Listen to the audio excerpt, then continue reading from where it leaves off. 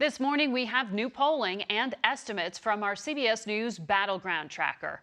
Our Electoral College model shows former Vice President Joe Biden leading in electoral votes and in many of the battleground states. That adds up to 279 electoral votes currently leaning in Biden's direction and 163 leaning in President Trump's direction. 96 are toss-ups. A candidate needs 270 electoral votes to win the presidency. Former Vice President Biden also leads in our national poll of likely voters. He is up by 10 points, 52 to President Trump's 42. Our poll was conducted just after Biden announced Senator Kamala Harris would be his running mate. CBS News Elections and Surveys Director Anthony Salvanto joins us from Westchester County, New York, to talk more about it. Good to talk to you, Anthony. So do we look at Joe Biden's selection of Kamala Harris, the senator from California, as achieving the kind of excitement that the party needs?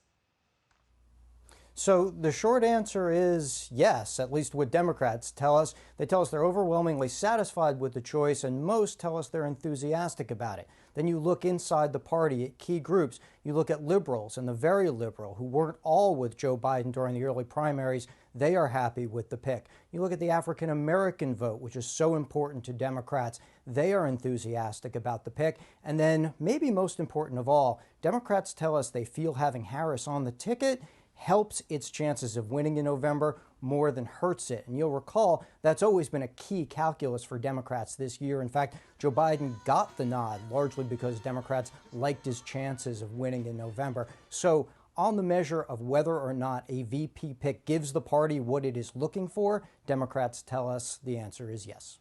And I know this battleground tracker shows Biden leading in electoral votes. Walk us through the map.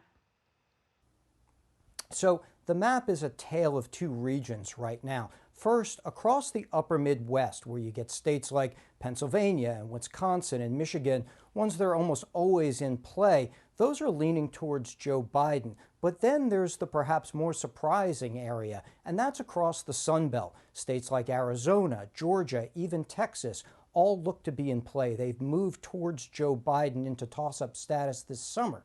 Well, one of the things that has unified all of these movements is voters telling us they're not liking the direction the country's going and a negative feeling about the response to the COVID crisis. Those have put all those states, especially the Sun Belt ones, in play. And I would add, this is how we should watch the race going forward. It is the Electoral College that determines the presidency, and so we're going to go state by state and translate how a popular vote lead translates into the Electoral College that really matters. And a very important point to walk people through, if they recall, 2016 and what happened there. So tell me, we're about to start the conventions. They will be unconventional, so to speak, because everything is virtual these days. They're kind of commercials for political parties. Now they have to be virtual. What do Democrats actually need to hear, want to hear from the convention? So what they tell us is that they'd like to hear much more about what is good or what they think is good about Joe Biden and Kamala Harris, and less about why the president ought not to be reelected. Democrats have already decided on that point. Right. So one of the things I think you unpack that is that Democrats have told us that more of them are voting for Joe Biden as a way of opposing the president, of casting a vote against the president, than necessarily for Joe Biden. And that's a dynamic that I think we want to watch. Is it sufficient to give him a polling lead right now? Yes, it is. But overall, campaigns often want their candidate to be backed by people who are more for them than against somebody else. So I think that's interesting to watch if the convention can move that needle for the Democrats. We'll watch and see what happens. Anthony Salvanto, thank you.